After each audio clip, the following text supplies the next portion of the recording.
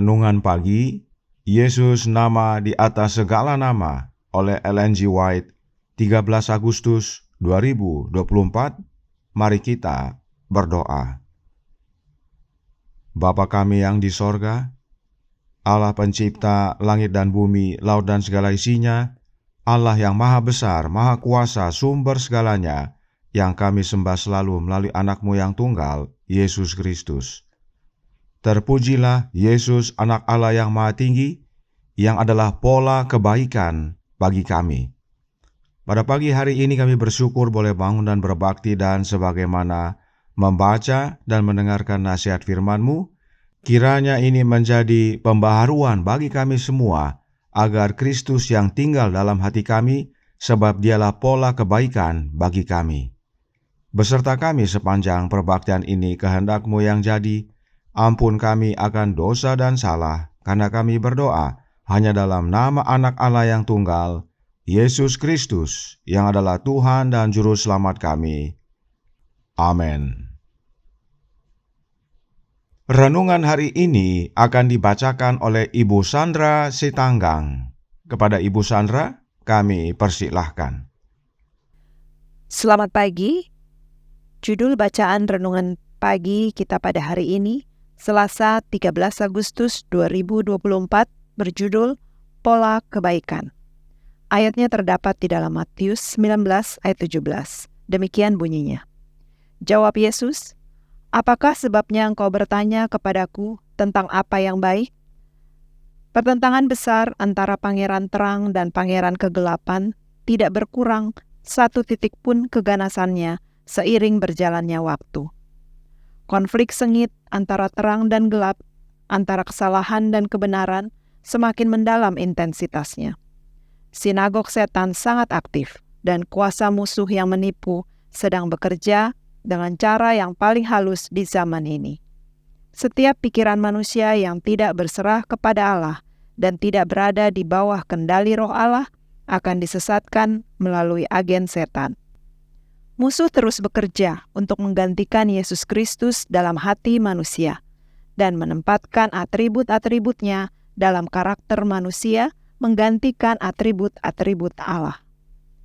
Dia membawa hayalannya yang kuat untuk tertanam dalam pikiran manusia agar dia mempunyai kuasa untuk mengendalikan dan melenyapkan kebenaran serta menghapuskan pola kebaikan dan kebenaran yang sejati, agar dunia yang mengaku Kristen akan hanyut menuju kebinasaan melalui keterpisahan dari Allah. Dia sedang bekerja agar sikap mementingkan diri sendiri meluas ke seluruh dunia, dan dengan demikian tidak mempengaruhi tugas dan pekerjaan Kristus. Kristus datang ke dunia untuk mengembalikan karakter Allah pada manusia dan menelusuri kembali gambaran ilahi dalam jiwa manusia. Sepanjang hidupnya, Kristus berusaha dengan upaya yang terus-menerus dan susah payah untuk menarik perhatian dunia kepada Allah dan tuntutan-tuntutan kudusnya, agar manusia dapat dipenuhi dengan Roh Allah, dapat digerakkan oleh kasih, dan dapat dinyatakan dalam kehidupan dan karakter sifat-sifat ilahi. Kristus datang menjadi terang dan kehidupan dunia, dan kehidupannya adalah kehidupan penyangkalan diri dan pengorbanan diri yang terus-menerus. Tuhan Yesus menghargai setiap umat manusia dan tidak tahan memikirkan bahwa satu jiwa akan binasa. Kebesaran hatinya yang penuh kasih merangkul seluruh dunia dan menuntunnya untuk memberikan keselamatan seutuhnya kepada semua orang yang percaya kepadanya. Dalam karakter Yesus Kristus, keagungan dan kerendahan hati berpadu. Penguasaan diri dan penyangkalan diri terlihat dalam setiap tindakan kehidupannya. Namun tidak ada noda kefanatikan. Tidak ada sikap keras kepala yang diwujudkan dalam sikapnya untuk mengurangi pengaruhnya terhadap orang-orang yang berhubungan dengannya. Penembus dunia memiliki sifat yang lebih agung daripada malaikat, namun bersatu dengan keagungan ilahinya adalah kelembutan dan kerendahan hati yang menarik semua orang kepadanya. Dikutip dari buku manuskrip 39 tahun 1894. Demikian bacaan renungan pagi kita pada pagi hari ini. Tuhan Yesus memberkati. Terima kasih atas penata layanan Ibu Sandra. Tuhan Yesus memberkati. Selamat pagi saudaraku dalam Tuhan. Pekabaran renungan pagi hari ini adalah pekabaran yang keras. Ada satu kalimat penting yang harus menjadi perhatian kita semua yang terdapat dalam renungan hari ini.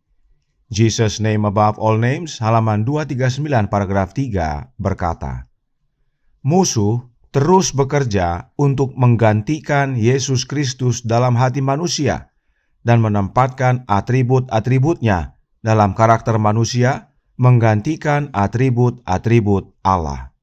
Musuh dalam kutipan ini adalah pangeran kegelapan itu sendiri, yaitu setan. Nah, perhatikan dalam bahasa Inggris, Roh Nubuat menggunakan kata supplant. Kata supplant berdasarkan kamus Merriam-Webster bermakna untuk menggantikan yang lain, terutama dengan kekerasan atau pengkhianatan, mencabut atau memberantas dan menyediakan penggantinya, untuk menggantikan dan berfungsi sebagai pengganti terutama karena alasan keunggulan atau kekuasaan yang lebih tinggi. Jadi, setan berusaha menggantikan Yesus dalam hati kita dengan cara kekerasan atau pengkhianatan. Dan kedua cara itu setan sudah lakukan. Setan menggunakan kekerasan di zaman kegelapan untuk gantikan Yesus dari kehidupan umat-umat Allah. Dan sekarang, setan menggunakan pengkhianatan melalui penipuan. Kekerasan masih ada, namun sudah berubah bentuk. Bukan fisik yang dibunuh, tetapi kerohanian. Nah, perhatikan penjelasan Roh Nubuat tentang pangeran kegelapan. Review and Herald tanggal 14 April tahun 1896 paragraf 4 berkata, suatu waktu setan pernah bersekutu dengan Allah, Yesus Kristus dan para malaikat suci. Dia sangat dimuliakan di sorga dan bersinar dalam terang dan kemuliaan yang datang kepadanya dari Bapa dan Anak. Tetapi ia menjadi tidak setia dan kehilangan kedudukannya yang tinggi dan suci sebagai kerub yang berjaga. Ia menjadi musuh Allah, murtad dan dikeluarkan dari sorga. Setan, yaitu Lucifer, pernah bersekutu dengan Bapa dan Anaknya dan para malaikat kudus.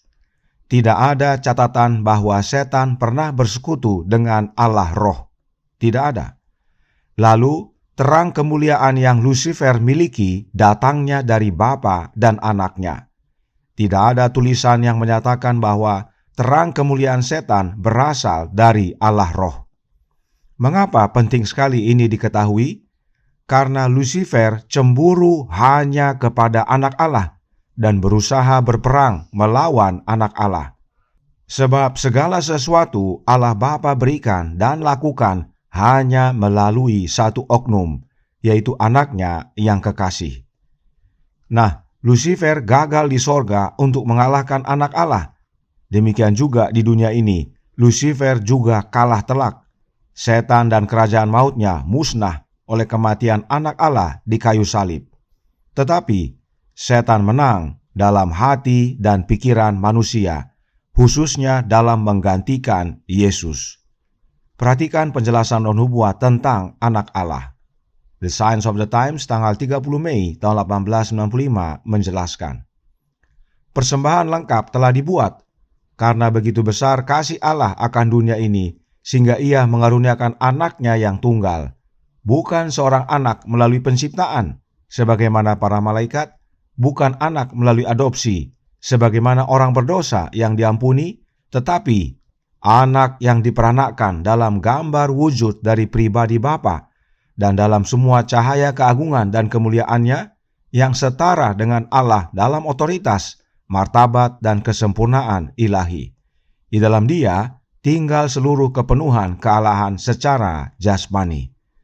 Ada 3 kategori anak Allah, yaitu pertama, melalui penciptaan, kedua, melalui adopsi, dan ketiga, melalui kelahiran. Dengan jelas Sunya White menyatakan bahwa Yesus bukan anak melalui penciptaan dan bukan anak melalui adopsi. Sebab jika melalui penciptaan dan adopsi, maka Yesus tidak dapat disebut anak tunggal. Yesus disebut anak tunggal sebab hanya Yesus satu-satunya anak yang diperanakkan Bapa. Lalu, apa yang Lucifer lakukan bersama para malaikatnya? Suratnya nomor 42 tahun 1910, paragraf 3 berkata, malaikat-malaikat diusir dari sorga sebab mereka tidak akan bekerja dalam keharmonisan dengan Allah. Mereka jatuh dari tingkat mereka yang tinggi sebab mereka ingin ditinggikan. Mereka telah meninggikan diri mereka sendiri dan mereka lupa bahwa keindahan pribadi dan karakter mereka datang dari Tuhan Yesus. Malaikat-malaikat yang jatuh ini mengaburkan fakta bahwa Kristus adalah anak tunggal yang diperanakkan Allah, dan mereka mempertimbangkan bahwa mereka tidak berkonsultasi kepada Kristus. Lucifer dan para malaikatnya mengaburkan fakta bahwa Yesus adalah satu-satunya anak Allah yang diperanakkan. Lalu apa yang setan ajarkan? Bahwa Yesus adalah anak metafora. Sebutan anak hanya kiasan katanya. Dan ajaran ini sudah masuk dalam gereja-gereja, termasuk gereja Advent yang sekarang ini. Kemudian kita baca lagi kutipan berikut tentang penghibur. Reflecting Christ halaman 21 paragraf 3. Alasan mengapa gereja-gereja lemah dan sakit-sakitan dan siap untuk mati adalah bahwa musuh telah membawa pengaruh yang sifatnya mengecilkan hati untuk ditanggungkan kepada jiwa yang gemetar. Dia telah berusaha untuk menutup pandangan mereka dari Yesus sebagai penghibur, sebagai yang menegur, yang memperingatkan, yang menasihati mereka dengan mengatakan, inilah jalan, berjalanlah di dalamnya. Inilah cara setan. Dia menipu umat Allah dengan mengatakan bahwa penghibur itu bukan Yesus. Dan ini membuat umat Allah jadi lemah, sakit-sakitan, dan siap untuk mati. Jadi, kalau ada yang mengajarkan bahwa penghibur itu bukan Yesus, maka itu dari setan. Dan doktrin Trinitas di dalam gereja Advent yang sekarang ini mengajarkan bahwa penghibur itu bukan Yesus. Pasti ada yang berkata, mengapa pekabaran ini menyalahkan gereja atau mengabarkan pekabaran yang keras? Perhatikan renungan hari ini berkata dalam Jesus Name Above All Names, halaman 239 paragraf 2. Pertentangan besar antara pangeran terang dan pangeran kegelapan tidak berkurang satu titik pun keganasannya seiring berjalannya waktu. Konflik sengit antara terang dan gelap, antara kesalahan dan kebenaran semakin mendalam intensitasnya. Karenanya, saudaraku dalam Tuhan, kebenaran harus dinyatakan dengan terang benderang, dengan suara nyaring, supaya umat-umat Allah semakin melihat kesalahan dan kesesatan yang ada di dalam gereja, khususnya dalam gereja Advent yang sekarang ini. Nah, renungan hari ini menyatakan bahwa pola kebaikan adalah Yesus Kristus.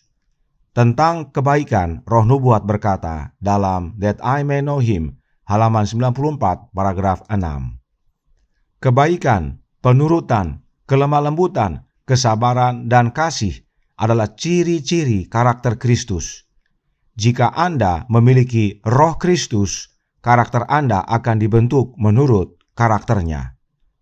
Saudaraku dalam Tuhan, inilah sebabnya setan berusaha menggantikan Kristus dalam hati kita. Maka itu artinya setan berusaha menggantikan Roh Kristus dalam hati kita dengan roh yang lain yang disebut Allah Roh. Padahal untuk memiliki pola kebaikan dan semua karakter Kristus, kita perlu Yesus tinggal dalam hati kita, yaitu oleh kehadiran Roh-Nya yang kudus yang disebut Roh Kristus. Dan Roh Kristus itulah yang disebut penghibur. Inilah yang renungan hari ini nyatakan. Kristus datang ke dunia untuk mengembalikan karakter Allah pada manusia. Jadi, peperangan sengit antara pangeran terang dan pangeran kegelapan terjadi di dalam hati kita. Di pihak manakah kita berada? Saya berdoa agar kita semua berada di pihak pangeran terang.